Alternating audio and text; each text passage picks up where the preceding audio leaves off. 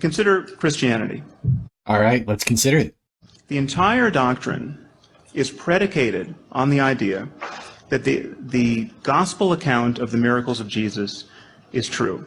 Good guess, but actually no. The argument is not the Gospels are reliable, the Gospels report that Jesus did miracles, therefore Christianity is true. Rather, it's his followers said that he literally physically rose from the dead. That's at least an unusual claim. We think that the best explanation is that they were telling the truth, and we give arguments and reasons for that. This is why people believe Jesus was the Son of God, divine, etc. This textual claim is problematic because everyone acknowledges that the Gospels followed Jesus' ministry by decades, and there's no extra-biblical account of his miracles. Oh, Sam, you poor lad. The claim that Jesus resurrected didn't originate with the 4 Gospel writers. The claim that Jesus rose from the dead originated shortly after his death in Jerusalem, the city in which he was crucified.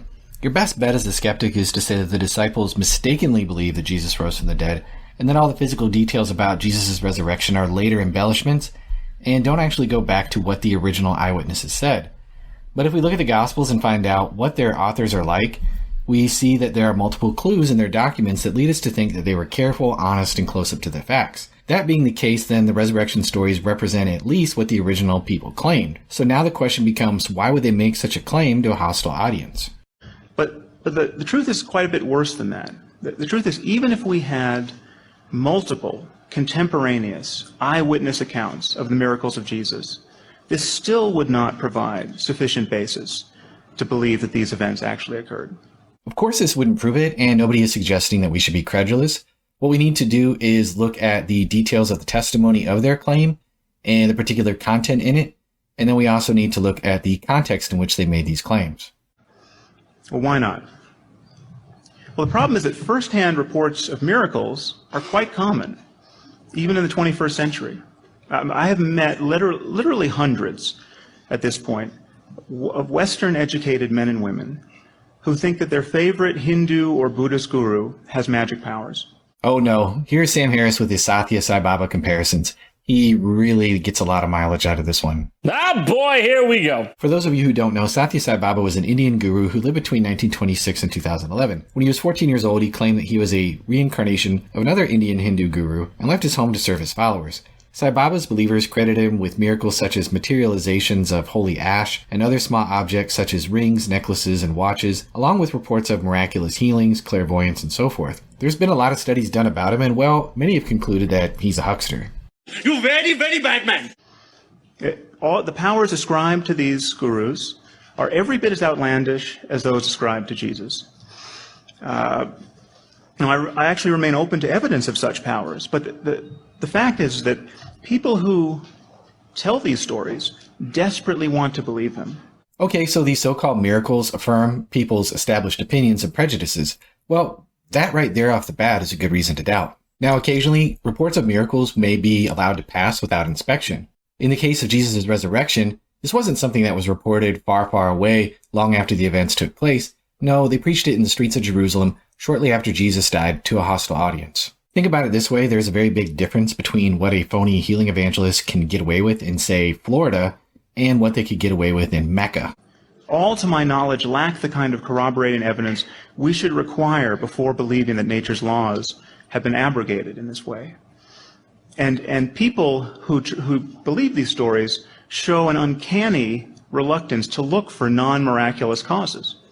If there is an uncertain event where it can be explained without implausibility as a natural event, then I agree with Harris here. We should look for natural explanations. For example, there's the story of the Thundering Legion. When Emperor Marcus Aurelius led an expedition in 174, his army, completely exhausted by thirst, was on the brink of disaster. It was then that the soldiers of the 12th Legion, which was composed of Christians, prayed to God for help. A heavy thunderstorm came, bringing the desired relief to the Romans, but terrifying and dispersing the barbarians with large hailstones. Upon this, the emperor reportedly issued a decree forbidding the persecution of the Christians and gave them the name Thundering Legion. Miraculous? Maybe, maybe not. Science tells us that large hailstorms and rainstorms do in fact happen.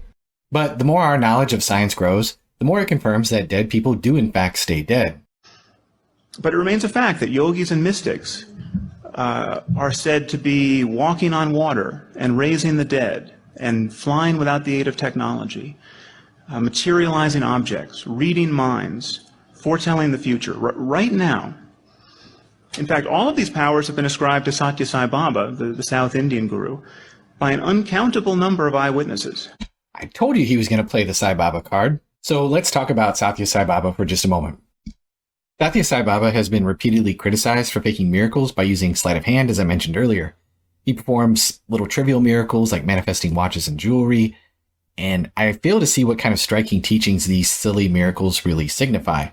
Furthermore, and most importantly, he was accused of sexual abuse and money laundering, so I don't think I would put him in the same category as Jesus. He even claims to have been born of a virgin, which is not all that uncommon a claim in the history of religion. Or in history generally, Genghis Khan supposedly was born of a virgin, as was Alexander. Apparently, parthenogenesis doesn't guarantee that you're going to turn the other cheek. Whoa. Genghis Khan lived 12 centuries after Jesus. And Alexander the Great's virgin birth story isn't a virgin birth story at all. It involves a snake being in bed with his mother. It's pretty weird.